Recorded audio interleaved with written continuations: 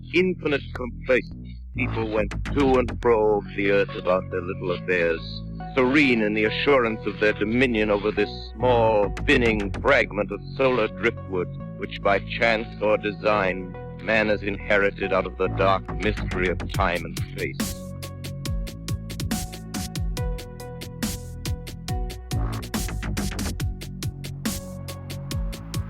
On this episode of Into the Fray, I welcome Shelby on with me. Now, Shelby and I actually met in person at last year's Monster Fest, the very first Monster Fest, and she told me that she had some ghostly encounters to share with me. So here we are, finally chatting about those ghostly encounters. Shelby, welcome on the show. Hi, thank you so much. I'm so glad to be here. So I know that from your email, you sent along the old bullet point list, right? And then you mentioned a few things that maybe we could talk about first, just to kind of set the stage, if you will, that you do likely have some sensitivities. You are of German descent. You have a unique blood type, right? And yeah, let's talk about all of those things because that might set things up for us. Yeah. All right, perfect. So I've always been a little bit sensitive. I've always just kind of picked up on people's energies, been very empathic. I work full time as a nurse, so you just kind of I've always used that in my everyday work life because you can really pick up on people and just who they are and what's going on. And we grew up in a haunted house, and my dad still owns the house to this day, and he still has issues with it. But I make electrical stuff go wonky. If I get frustrated and agitated, all of my electronics will just cease to exist for a little while until I calm down. I now know I have to walk away from stuff if I get frustrated. I don't know how I can control a cell phone so much, but my goodness, it just will not work. That's kind of cool. I mean, I guess in some points, minus the blood and all of that, you feel like Carrie, just lifting your arms, don't tick me off. I'm going to make this whole house go off. But and even my poor fiance, he knows it too. He's like, I'll get so frustrated with the computer, and I'm like, it will not work for me, and I have to walk away from it. And he'll sit down, and he's like, it's working fine, and I'm like, it wasn't doing that. You were watching me from across the room. I just cannot get it to work. Oh, wow. Okay, so that would actually get pretty frustrating. So the more frustrated you get because it's not working in the first place, the less it's going to work. Yep. I'm going to have to actually walk away from it and just completely disassociate from it. It's crazy. Oh, that would be tough. That would be tough for me because I know that I definitely have my frustrations. I don't know. And it's been getting worse and worse as I've gotten older. Right. So if that's gotten more intense, does that mean do you feel like your sensitivities as far as experiencing things, we'll just put it that way without going into a story, with experiencing things has also heightened? I try to hone in on it a little bit. Sometimes yes, sometimes no. For a really long time, I really was unhappy with just seeing things, especially working in healthcare and working nights, and you freak yourself out a little bit, that I really just tried to put a mental wall and just not see these. And it wasn't until maybe the last 3-4 years that I'm like, you know what, maybe I can do some good with this. Maybe I can actually turn this into something for my job that I need it. I need to use it. And I started honing in on it again. I'm not an expert. I have no training. It's just something that I'm like, okay, there's definitely energy here. I can definitely sense stuff. It's really interesting. Well, let's jump into some of this. Did you want to start with the house? Sure, we can totally do that. So my dad is the second owner of a house. It was built on some farmland. It was originally a horse pasture. We used to find horseshoes and stuff in the yard from time to time. He first noticed something when he first bought the house, and he didn't tell us about this until I want to say in the last 5 to 10 years. He actually openly started talking to us about the ghosts in the house. He never said anything when we were kids. My parents always adamantly denied everything. I just think not to scare us. But he recently told me a story of when he first bought the house, his first couple of nights there, he's laying in bed, bedroom door open, and he woke up and he said he saw, it was dark, so he saw a shadow figure walking back and forth across the door. And he's like, oh God, somebody broke into the house. He's like, are you kidding me? So he pulls the pistol out of his bedside table, and he's living alone at the time. And he's like, I saw them walk out of farther down the hall towards the main part of the house, the kitchen and the living room and stuff. He said, I crept up, and he's like, as soon as they realized I was up, it moved faster. As I made it out the bedroom door, it like went down the hall and rounded through the living room and into the kitchen. He said he chased it to where like the mudroom was, and it just disappeared. He checked the whole house and he's like, what the heck was that? He chased a full body apparition through the house. And that just was where like he noticed something was going on. And he said he always saw them, always dealt with them. And this is kind of happened. And then once he met my mom moved in and everything, that kind of started to get a little bit better. And then they were doing renovations. Like in 2001, my mom won the lottery, so she was doing some renovations on the house. They built like a 3,000 square foot addition onto the house.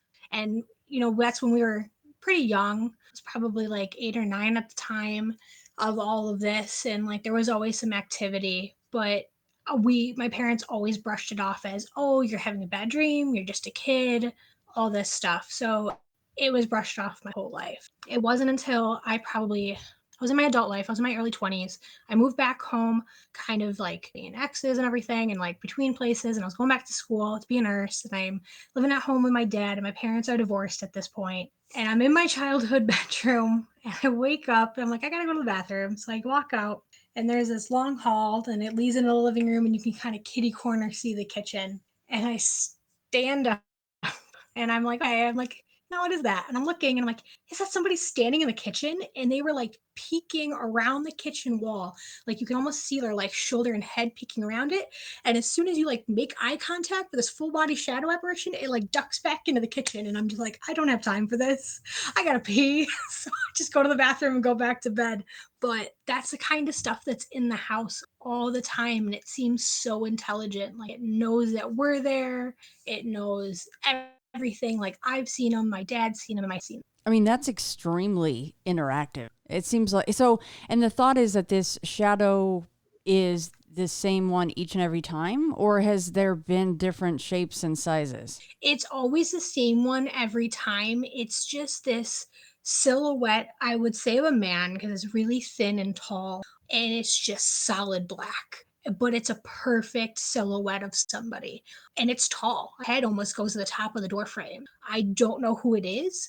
The man who built the house was a tiny, short little man. My dad actually met him when they were exchanging the house. No one's died in our house. Only people were born in it. I don't know who this is or what this is, but it almost seems like a trickster. Like it almost seems like it knows that we're there and it does stuff to bother us, but not in a bad way. Like it's not trying to scare the crap out of us. It's kind of like it messes with the dogs, unfortunately. My dad will play ball with the dogs, and like we shut the bedroom doors down that hall on the old side of the house where like my sister and I's rooms are and stuff in the guest rooms, because our dogs will get in the bedrooms and mess with stuff because they're rescues and they've got some issues. But we shut the bedroom door, so he'll just take the ball and kind of throw it down the corner. So if he hits it off the one wall, it'll like kind of ricochet into the other part of the L shape of the hallway. And every now and again, he says that he'll throw the ball and then the ball will bounce and go down that long L-shaped hall, and the dog will just stop right in like the beginning of the hallway. And she raises her fur all up. She got her hackles up. She's growling and snarling at something. And my dad's like, well, the dog saw it again. And he'll call me and tell me. I don't know. The dogs don't like it, whatever it is. Like they really growl at it. They get mad at it. And it's really interesting that they do that. And it's every dog we've ever had in that house has reacted to something. Shelby, you mentioned that you had bad dreams and then things would just kind of get brushed aside, which we hear about a lot, right? Do you recall what you would be hearing or seeing that just got brushed off as bad dreams? Oh, it's nothing. Don't worry about it. Do you recall what types of things those were? Yeah, there's a couple times when I would be home alone and I'd be like maybe 13 or 14, and I'd be like down at the end of the house, and the addition's already built at this point, so the house is pretty big. And I would hear plates rustling and silverware moving in the kitchen. And I'm like, okay, that's when you hear voices and talking. So I'd go down there and I'd look to see if like my mom's home or something, and walk through the house and no one's home. And then I'd hear it again, go back to my room. Maybe I'm doing my makeup, hair, whatever, hear it again. And I remember like shortly after my mom would come home and I'd be so distraught. I'm like, there's somebody in the house. Like there is talking and voices. And she's like, oh no, that's nothing. You're not hearing anything. It's just your imagination. And I'm like, I didn't think so. And I would wake up in the middle of the night as like a real little kid and I'd see that full body shadow apparition kind of standing like the closet or standing off to the corner of the room. And it would just scare the heck out of me. And I would scream for my mom or my dad and they'd come in and they'd be like, "What are you doing? Like, there's nothing here. You're fine." And just always brushing that stuff off. And my sister had night terrors, like bad night terrors. And they always brushed that off as, oh, it's just a kid thing and she's going to age out of it eventually. And of course she did, but she just would get so scared of stuff and beyond what a normal kid would, because we had a really good childhood. Like there was nothing bad. Like our parents gave us everything we could possibly want, and they worked really hard for us. So I don't know. It was there was definitely a lot of weird stuff, and it would always happen at night or when you were home alone or mostly by yourself. I would hear things in the basement. Like my dad has a machine shop in the basement, and there's a couple like doors that you can get in and out of, and there's one door that's directly under my bedroom and it's really loud and it creaks when you open it, and that door would just be opening, closing, opening loud. And like I would get up in the middle of the night and go to my dad's room and be like, "Dad, there's somebody downstairs. Like I can hear things moving around, like metal's moving." And he'd go down there and he'd look and he's like, "The door's locked, like no one's downstairs." I'm like, "No, the door is opening." Like he just gets so frustrated, but I'd be lying awake and like listening to the door for hours. So it was really weird. Now, obviously, your dad had experiences with all these things. I mean, he had an experience on the second night of moving into the house, but what about your mother? My mom never saw anything, and they've been divorced since 2012 or 2013. So, my sister and I asked her about it a few years ago, and we were like, Dad saw stuff. Did you? And she's like, no. She's like, there's nothing in that house. I always had good energy from the house. Like, I always had good vibes. And she's like, there's nothing ever there. She adamantly refused that there was ever anything in the house. I don't think she ever saw anything. She also owned a business and she worked from home, so like pretty much 24/7. And she said she never saw anything. So I don't know. I have to believe her, but I think she's kind of dense. So that might be why she's never seen anything. As much as I love my mother, don't get me wrong, but she's just not one that picks up on stuff like that. Yeah, it would be a lot easier for her to just be like, "Oh, that was just things shifting around. No big deal. Nothing paranormal here." Right. She'd just be like, "Oh, it was the dog." I'm So like, "Mom, your little tiny Shelty did not get on the counter and move the plates around, but okay." the Sheltie is picking up forks and and moving other things in the kitchen as if it's cooking. Right. What about that one special, very active bedroom? Okay, so I was a teenager and I was very much trying to tell my dad that there is something in this bedroom, which is now the guest bedroom, which was so I had my original childhood bedroom. As a teenager, I switched bedrooms mostly because this bedroom had a ground floor window. I used to sneak out at night as a teenager. So that's why I wanted this room so bad. And I switched my rooms around. My parents were like, "Okay, whatever, you could have it." And I kept telling them that I have this touch lamp, like where you tap the base and it lights up and it goes through like the stages, like a medium, low, and high light. And I'm like, this lamp goes off all the time. And my friends would spend the night and they'd stay in my room with me and they just be, "What is with this room?" The dog would growl at the corner of the room. The lamp would be going off. Like we'd be woken up all night by shenanigans in this room from this ghost. Like things would be moving, things would fall. It was just crazy. So my dad took a day home. He was home. He was sick from work. He's laying on the couch. And if you lay on the couch, you can like see perfectly down the hallway and just into the opening of this room. And he said that the lamp was going off all day. Like just it would hear the brightnesses and turn off like all by itself all day long. Because I came home from school and the lamp was unplugged and in the middle of the hallway. Because I'm like, "What the heck are you doing?" And he finally told me, he's like, "I believe you." I'm like, "I told you." And he kept telling me, "Oh, it's a faulty electrical, faulty this. It's an old house. Like this is the old part. It's the lamp, whatever it may be." I'm like, "Well, I've had this lamp since childhood. This lamp was in the other bedroom and gave me no issues. I move it into this bedroom and we have nothing but problems." Yeah, and he and I were after that. He gets up off the couch and he's explaining in the middle of the hallway, and we're trying to figure out like, is it the light? Is it if somebody walks, does the floor shift and just rattle the table just enough? I mean, I was jumping on the bed, I'm jumping on the floor, I'm banging on the wall, we're running up and down the hall, I'm shaking the bedside table. We couldn't get this lamp to turn on unless you actually touched it, and it did that until I moved like out of that bedroom and back into the other bedroom, and then it stopped. And I took that lamp with me to like previous apartments and everything else. I had that lamp until it finally broke, but it never did it unless I was in that bedroom. And that used to scare the daylights out of my dad. So he didn't like it. That's for sure. So your dad still owns that house. Still owns the house. It's in New York. It's a nice little house, but there's no activity on the new addition because he lives completely on the new side. He hardly comes into the older side. They're just the kids have like the new side and the old side, and there's nothing. It's like all the activity is at like the old living room and down into the bedroom. Now that is interesting, and that just goes along with the classic thinking, right? Of things that will be walking, that someone will be like, "Oh, it looked like it was walking up some stairs or through a wall," and then you find out that there used to be a door there. So something Right. like that. That is very interesting. It is, and I find it interesting too. It's like I don't know what that thing is if no one's died in the house, and my dad is only the second owner. And that guy built the house on where a horse field used to be, where they used to have like a horse pasture. Hmm. So I find it just really interesting. Yeah, and like our neighbor's house is pretty close to our house, even though we're out in the country, because their house was built on there was an old swimming pool, in-ground swimming pool. So the foundation, like the hole that was dug for that, was the basement of my neighbor's house. So that house is pretty close, and they don't have any paranormal activity at all at their house. Like we've asked them, they're pretty cool, and they said they don't have anything like that. Was there ever any auditory experiences beyond hearing like the metal sounds in the basement or stuff shuffling in the kitchen? Were there ever any voices, male or female? Not really. The only thing I music really softly in my bathroom on a radio growing up, just because there were so many like noises like from the kitchen and the basement that used to freak me out of things moving that I could kind of be like, oh, there must have been static on the radio, kind of explain it that way. But if you were sitting in the bathroom and if I'm doing my makeup and there's this like soft music playing, it almost sounded like somebody was singing in the background, but off key, like to their own song, which is really weird. And you turn it down and it would like stop with the music.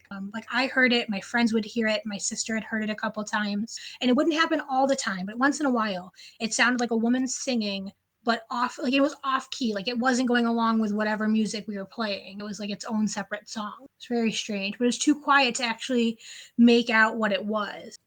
Well, let's move on to your very first job in healthcare and some of the encounters and happenings around that. Yes. So I started as a CNA fresh out of high school. I was 18. It was my first job, like big girl job. And I was working 3 to 11 at the time. And one of my first experiences was I had picked up an 11 to 7 shift. So I was doing a double. And the night nurse comes on and she says, like, oh, so and so is going to pass tonight. Like, I can just tell we've been taking care of her. And they're like, they're going to come and get her tonight. And I'm like, who's going to? Like I'm a very literal person. So I was like, who? And she's like, oh, they're just going to come. Wait and see. You'll see it. I'm just kind of like panicking a little bit. I'm like, who is they? Like, it's like 11 o'clock at night. Like, who's coming? So I'm doing my rounds, I'm doing my work, and midnight hits. And all the door alarms in the building, which was what happens is if somebody opens a door, the doors alarm because it's past the regular hours. So we have like the graveyard crew. There's hardly any people there. We at least know because all the alarms went off. They were like, oh, it must be a system error, not a big deal. And the nurse just kind of smiles and looks at us and she's like, yep, they're going to come. They're on their way. And I'm like, who is coming? So I'm still doing my rounds. I'm taking care of my people. And after that midnight, I just start seeing people in rooms. We have to do checks. So as you're walking down halls, they teach you in school, just peek in rooms. You want to just make sure that like the floor, nothing's going on. Well, I'm seeing like full body shadow apparitions standing in some, and it scares the daylights out of you. It's enough that I thought somebody was like out of bed and like trying to walk to the bathroom or something. So you'll stop and back up a couple steps and look back in, and there's nothing there, and you're just like, oh goodness. So this is going on. I'm doing rounds. I'm getting creeped out. I just like the energy. There was just energy there that I cannot explain. It just was so overwhelming. And I'm like, am I freaking myself out? I'm like trying to take some deep breaths. I'm like, you're at work, you're fine, you're surrounded by a bunch of people, like you're okay. But I was just nerve wracked. And then 1 o'clock comes down and it's our unit. There's a unit that's like kitty corner to ours, and then there's like a mirrored 2 more units on the other side. So then those door alarms start going, which is getting closer. It's kind of tightening in. at 1 o'clock. I'm like, oh my gosh. So we had to go through, check all the doors, make sure everybody was in bed, run through and do all our checks. Everybody was good and accounted for. And she's like, yup, they're coming. Like, I'm gonna go give her more morphine. Like, I'll go keep her comfortable, like everything. And I'm just sitting here in shock and awe. We're still doing rounds, we're still seeing people. And then at 2 o'clock in the morning happens again. All the door alarms go off, but it's only our unit and the unit that's kitty corner to us. And we have like a courtyard in the middle, like an internal courtyard. And, we do our checks, we circle, everybody's in bed. It's a whole big thing. So I'm standing at the nurse's station right before we go down like the long hallway where like all the patient rooms are. And we used to keep all of the wheelchairs to one side of the hallway so you can easily get in and out. We pull them out of the rooms at night so we don't like bump into them because we don't normally turn the lights on. Maybe a small table lamp, something like that. So I'm standing there, and one by one, all of the chair alarms that were on the wheelchairs start going off. And I watch it go down the hallway, like closest to me, all the way to her room towards the end of the hall, and it stopped. And I'm just standing there, like mouth gaping, just staring down the hallway. And the nurse and the other aide that I was working with were sitting at the nurse's station. And I'm like, can someone go with me and turn all these alarms off? Because I'm panicking right now. I'm like, this is the scariest thing I've ever seen. And it's like a real life ghost story at this point. So the other aide is like, I keep seeing people in these rooms. And I'm like, oh, you too? Because I do. I'm like, I'm freaking out. And they're like, yeah, the nurse that was working, she's an older nurse. She was about to retire. She's like, yeah, she says this is what happens when like somebody very religious, like the angels come to get them. And I'm like, are these all angels? And she's like, yeah, I guess that's what it is according to the nurse. And I'm like, well, that makes me feel a little bit better. So I'm still freaking out a little bit though. So we turn all the chair alarms off. Her and I are talking, walking down the hall. We go and check on the lady who's actively passing away, and she seems comfortable and she's okay. So we come back down the hall, and it's like by this point it's close to 3 o'clock. So we're all kind of just taking our little breaks. We usually took lunch breaks. But I get back on the floor. It's like right around 3 a.m. Our door alarms start going off, and only our door alarm. So we turn ours off, and she's like, they're here. And I'm like, who is here? I'm like, please tell me you're talking about angels, because I'm freaking out at this point. I'm like, I'm 18. It's my first job. I'm like, oh my gosh. It was my first overnight job. Like, it was a lot. So she goes down the room, and she's like, yep, I'm going to go check on her. And the nurse was down there for probably 20 or 30 minutes, and she comes back out of the room, and she's like, okay, she passed away, but she had the biggest smile on her face, like something came to get her right before she passed. And she's like, the angels came to get her. And that is when I started saying, like, oh, like if you are passing or somebody passing, it's okay to ask the angels to come, because they're gonna come. And it was probably one of the scariest but most beautiful things that I've ever witnessed at the same time. Like, now I can look at it and think that way, but at the time I was petrified. I'm like, I'm never working overnights again. I'm only going to do my 3 to 11. Like, it was awful, but at the same time it was beautiful. Yeah, the chair alarms going off right up until her door. It must have just been a surreal moment. It was crazy. And I mean, not every single wheelchair had a chair alarm, but quite a few did. I want to say like 4 or 5 went off, and it scared the daylights out of me. Like, I have goosebumps talking about it right now, because I will never forget. I mean, I'm just standing down the hall and just staring, and that actually happened. And I had 2 people who couldn't actually see it, but could hear it and witness it. They were just out of eyesight from it.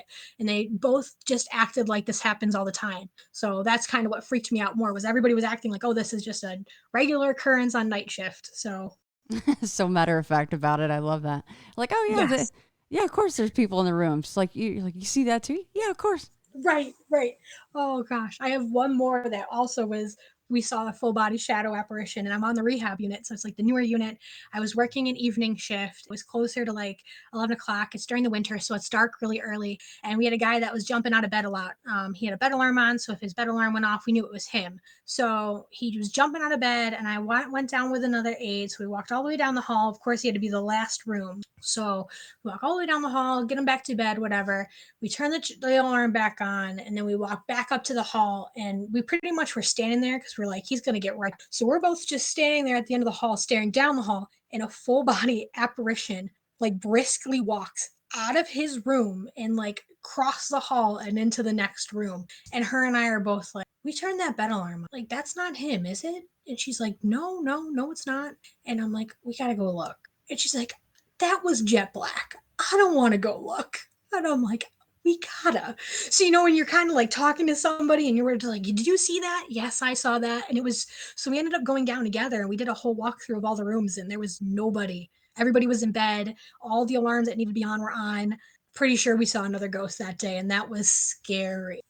Now, what about you mentioned a children's scene before death? Yes. So again, on the rehab unit, we always would get like, we used to back in the day, rehabs aren't like this now. You used to get classic hips and knees and younger people who just needed joint replacement. They don't let those people come to rehab typically anymore. They send people right home with home therapy. But that used to be mostly who filled our rehab units. And then we would get a couple elderly people here and there that were just really not in the greatest shape. And, they attempt rehab, and if they can't rehab, then they're going to probably be a long-term care patient down the road. We just got to give them a chance in rehab. So those people, if they saw a little boy or a little girl, and they allowed that little boy or girl to get into bed with them, they almost always died within 24 hours. It was to the point where everyone in the building knew about it, and I mean, even the doctors, because all we had to tell the docs were, hey, so and so is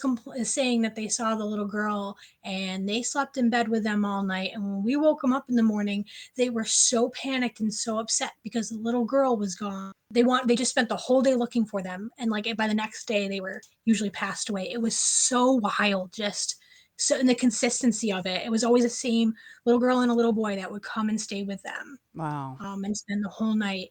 And again, like it just seemed like to us, it was just a comforting way for whatever takes us to the next place to just allow them to be comfortable and relax and be like it's a comforting thing. But these be very adamant in telling us like, where did the little girl go? And it was just that would scare the daylights out of us too. So yeah. Wow. So always a little girl or a little boy. Were there any more specifics on what they look like or what they were they always wearing the same things? Maybe these people weren't and had the capacity to talk that much about such things. Sometimes we would try to like figure out. It was always a girl with blonde hair and the boy always had blonde hair as well, or like light brown, some would say, and they were always dressed nice, like nicely dressed. And when I kind of would question people about it, they always told me like, oh, like Sunday clothes, like if you're going to wear something to church. Wow. Which I always thought was interesting. Nobody was really able to give me incredible specifics, but they just would say like they were beautiful children. Like they were just beautiful. And you'd be like, oh, okay. Like I'll keep my eye out, and you're trying to pacify them. And it's like, well, let's go get breakfast and then we'll look for the kids. Okay. And you'd be like, okay. So crazy. So those are kind of nice stories, but you also in your email mentioned that there are also dark things that come to get people. Yes. So I've encountered just one negative thing. And this was actually pretty recent. This was in the last couple of years. I was working at the hospital at this point. I got my nursing degree. It was my first hospital job, and I'm on orientation. And we are, I'm getting my patients, and I have a patient who is really, really sick. He was an alcoholic. You could tell his life was just tormented by it. He had no family. He just had people from like work and things like that were there for him in his time of need and everything. So we're taking care of this man, and he starts to throw up blood on us. And we knew he had esophageal varices, so from drinking, his esophagus was bleeding, and they tried to go in and cuff it and cauterize it and put bands and stuff on it and stop the bleed, but it was unsuccessful, and he knew it was unsuccessful. So he started bleeding out. It was coming out of his nose, out of his mouth. It was bad. His labs were not good, and then his vital signs started to become unstable. But he still wanted us to do everything we could for him. So we were like, okay, you're young, reasonable, sure. So at that point, we had the ICU console, docs are in, and they say, yep, let's take him up to the ICU. Sounds good. And I said, okay. So I'm helping the nurse that is, working with me to get him upstairs, and we have the whole like rapid response team is there with us because they're kind of expecting him to code at any minute, unfortunately. But we just want to get him upstairs. And we pack up his bed and we start to push his bed out of the hallway. So we're pushing it into the hall, and like these halls are huge in the hospital. The doorways are huge. So I have like the tail end of the bed, and it's on my right side, and it would be like his right side of the bed too, because he was kind of facing me, like we are rolling the head of the bed out first, because that's just the way we had to get it the doorway. And as we're pushing it through the doorway and into the hall, I kind of had to like walk into the next room or the next doorway to kind of get the swing, and something dark just seemed to like descend out of the ceiling pretty much, and just the only way I can describe it is like a Dementor from Harry Potter. It was just pitch black. It just fell over me like a curtain. I mean, I like temporarily like couldn't see. It was just, I mean, it knocked the air out of me. I had this feeling of just pure dread and anxiety and panic and just depression and sadness. It was just everything negative that you could possibly imagine just came for this guy. And it kind of like went right through me and kind of at his foot of the bed, because I was just to the right of it. And I mean, it stopped me in my tracks. It was enough where the nurse that was precepting was like, Shelby, hello, like push the bed. And I'm like, oh yeah. And I'm like, okay, sorry. Like it just startled me and shook me so much. So we're at the very end of the hall and we're walking up the hall, and this thing is just like right behind us, and I can feel it like over my shoulders following us. And as we're walking, the left side of like my left side is all along the wall. Every hand sanitizer, paper towel machine, automatic soap dispenser, all of the motion censored sinks that are all like around down the hall are all going off as we pass, and only on the left side, like where this thing is like hovering. It was just awful. And I almost feel like he knew it was there too, because him and I at one point made eye contact and he looked scareder than heck. I mean, he knew what was going to happen. The doctors were very honest with him about his prognosis, and that, he's probably not going to live with all of this bleeding, and it's just a matter of time, but we can do our best, but it's probably not going to happen. But whatever came to get him was so awful.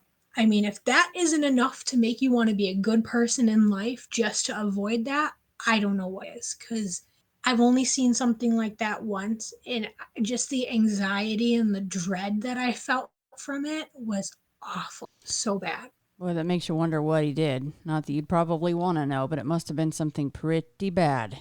Absolutely. I don't think he had a great life, and I don't think he made great choices. He ended up passing away shortly after, like within the night, but it was terrible. Yeah. I mean, I like, because we just had the dichotomy of the angels and then whatever this was come for this man. I like that, because that makes me feel like, those types of people that we say are demons on earth. They do the most heinous things to other people that you can even imagine. I like that, because that makes me feel like they do get there just after, if they don't get it in this lifetime. Right. And I really think people do. I really think that the people who do good, there are really positive energies to come get them. And the people who don't do good, or do very terrible things, I mean, I've only encountered that once, because most people are good, or at least good enough that something like this isn't going to come get them. But I've witnessed enough people dying and enough passing. And right now I work in geriatrics, so like elderly and things like that. And I mean, death is a part of like my daily life at work. We have a lot of hospice patients. There are beautiful things that come to get people. It doesn't have to be scary or bad. If you really want somebody to come get you or be there for you, you just have to ask them to. If you have a loved one that's already been moved on and is somewhere else, just ask them to come get you when it's your time, and they will. It'll happen, but you just have to know what you want and be a good person and ask for it. So the dispensers and all these other things are going off as you guys are moving down the hallway. Is there just so much chaos around him and what's going on with him in the bed and trying to get him situated that No one else noticed that, or is it just one of these things that these things happen in hospitals? You guys are used to it. Yeah, that was weird, but you just don't talk about it. A lot of so we did talk about it because a lot of people were like, that was weird, right? Like we get to, we everybody on the unit kind of helps us move people when this happens, and we got back down on the unit with a couple of people that were moved him with us, and everyone's like, we all saw that, right? Like the dispensers and stuff going off, and I had know these people well enough yet because I'm in orientation. I've only worked there for a couple weeks. I was like, yeah, that was really, really strange. I'm like, I don't know, maybe he just had some angel or something with him or something. I don't know. I'm like, or the Grim Reaper, who knows? And they were like, yeah, maybe, everybody's talking about it. But most nurses and most healthcare workers all agree that there is paranormal stuff, no matter what religion they are, what they believe in. Like most of them believe in something, but nobody was close enough to the dispensers to make them go off because your hand literally has to be like right underneath of them. And we did kind of play around with it a little bit, but when you're at the sink ones, like you have to be right under the sink in order to make it activate. So that was interesting. Now, did anybody else besides you say out loud, did you see that thing? No, nobody else said it. I tried to, that's when I made the Grim Reaper comment to see if anybody was like, oh, yeah, that really weird energy. Nobody said anything. And I very seldom, like, really see apparitions. Like, it's once in a blue moon that it does happen. But that thing, and it just was like as it came down, and then I didn't see it as we were walking. I could just fit. But as it dropped from the ceiling, and it's like it came from, somewhere and was like, oh, good, I'm here for you now. It was just, yeah, it was terrible. I mean, I blocked out the light. Like it was so dark. Well, let's close this up with what seems to be, from what your email mentioned, one of your favorite encounters. Yes. So same hospital. At this point, I'm already a few months in. It's actually November 30th, or I'm sorry, October 30th that this took place, the day before Halloween.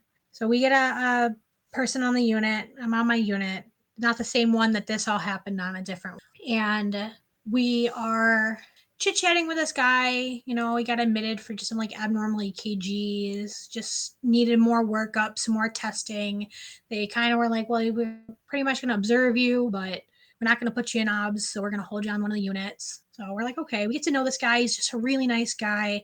We actually had a couple empty beds on the unit, so it was like nice. We got to spend a little more time with our patients, and we're working overnights at this point. And we take him to the bathroom. He's doing fine. I know I didn't take him, but I know like one of the other nurses did. He gets back. They put him back to bed. And we're all sitting at the nurse's station. It's pretty quiet. We're like, wow, we all have like a minute to sit down and breathe. And we're watching the telly boards and just kind of keeping an eye on everybody. And all of a sudden, his telly starts showing that he doesn't have a heartbeat. And when I tell you we ran so fast. We, called the code. We got everybody in there. We're doing CPR on him. Like he's gone. And we typically run a code for about 20 minutes. So we get him back. And at this point, we're like, something cardiac is going on. Let's send him to like a cardiac where they can actually do a surgery. Like the surgery team's on their way. They're going to come in. They're going to take care of it. We take care of all of that. Like we're working on him. So we start taking him downstairs. We get him into the ambulance bay in the ER. He codes again. So now we're running an ER code pretty much in the lobby of the ER, and we're just running a whole code. We're trying to save this guy. We get a heart rate. We're like, all right, we get a heartbeat back. He's somewhat stable. So we load him on the ambulance and they fly to the other hospital. I mean, even some nurses and one of the docs actually got on the ambulance with them just to like get this man there. And we go back up to the unit. And, everybody had to take a minute because we were like, wow, like he was just talking and walking and was like the sweetest guy. And, it just took us a minute. But as hospitals are and what they do, the housekeeping team came upstairs, cleaned the room, cleaned up everything. And we had a new person in that room within an hour. So at this point, it's now very early hours of Halloween. And this little lady, she's admitted, she's also very sweet, but is 100% blind. Like can't even see if the light is on, blind. And we get her in the room and we get her all settled and tuck her in, and you'll be like, all right, you can get a few hours of sleep. Like we won't bother you until right before the end of our shift for everything. So just get some rest. She was good all night. But then the following night, it's now Halloween night. And this little lady was going nuts, absolutely nuts. As soon as it started to get dark, she's like trying to get out the window. I'm like, the windows don't open because we're up on a on the 12th floor. She's trying to get out the window. She's screaming. She's hollering. She's trying to get everyone's attention. You go in there and you're like, what is going on? And she's like, there's a woman outside of my window knocking on the glass. She is telling me to go upstairs with her. I don't want to go upstairs. I'm like, okay. So, you try the whole, all right, like I'll tell her to go away, the pacifying techniques without actually completely trying to reorient them, because sometimes it can into the confusion and agitation. So whatever, we tell her, it doesn't work. Finally, the one nurse turns around and goes, we're on the 12th floor. There's nobody outside your window. I'm like, there's no one there. We had to shut the blinds. We turned the lights off. We had to call the doc, get her some meds. Like, it was a whole big thing because she just would not sleep. Like, she was trying to get through that window to get this lady to stop it. And this continued up until probably the end of November 1st. And then after that, she was completely fine, no issues. But we're like, that was just really, really weird. And she was describing this woman as being young, having blue hair. She was really pretty. She's just really describing like such a unique person. A couple weeks go by, and the one nurse is looking at the obituaries, because once people leave our care and leave our hospital, we don't know what happens to them. Like, we can't follow them because of HIPAA. And we didn't know if we worked on and tried to save made it or not. We didn't know. So she had been checking the obituaries pretty regularly to see if they would post one about him. And sure enough, she finds his obituary and she's really upset. Everybody kind of took a moment and went, darn, like, that really is too bad that he didn't make it. But they also posted his daughter's obituary, who he was telling us about. And he had made a couple comments where he's like, I personally don't care if I don't live anymore because I have my daughter to breast cancer. And, I'd rather be with her than be here and be alone. And had made some comments.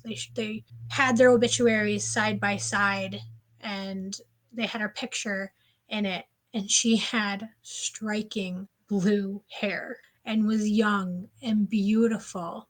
And everybody just kind of stood there for a minute. And we're like, oh my gosh, that lady that kept telling everybody that the blue haired woman is trying to get her to go upstairs with her, she came to get her dad. And it just was so profound. Like, we actually had printed it out and was like walking around the hospital and showing people, because it was so wild. Like, it's something that everyone talks about. So if anybody from that hospital knows or hears this, they're probably going to know what I'm talking about, because it was so well known. Like, everybody was coming to our unit and being like, oh, you got to tell me the story. Like, what happened? Because it's something like that was too much of it. Yeah, that is incredible. That has to be a legendary story at that hospital. That is insane. Yeah. Really crazy. I mean, sad and sweet. It's all of that. Of course, you get all the feels about that, but that is really, truly incredible, actually. Yeah, it really was. But we feel better knowing that they're together, and, he's not suffering anymore and she's not suffering. Now, Shelby, your magnets and things, do you guys have a website for all that stuff? Like, are you guys selling that and the masks and all that stuff that you brought to Monster Fest online? Yeah, we definitely are. So our company name is NMR Studios, stands for Nightmare Replicas. Nicholas is my fiance, and he's a lot of stuff, but I started taking up some sculpting, and I also make magnets and some little things. So we are actually launching our website this week. It's nmrstudios.com. Or you can find us on Instagram at nmr_studios. We've got Bigfoot masks. We've got some Bigfoot busts that are hyper realistic. They're really creepy. I've got cryptid pins. There's going to be a lot more to come. Like, we're actively working and sculpting and creating stuff every day.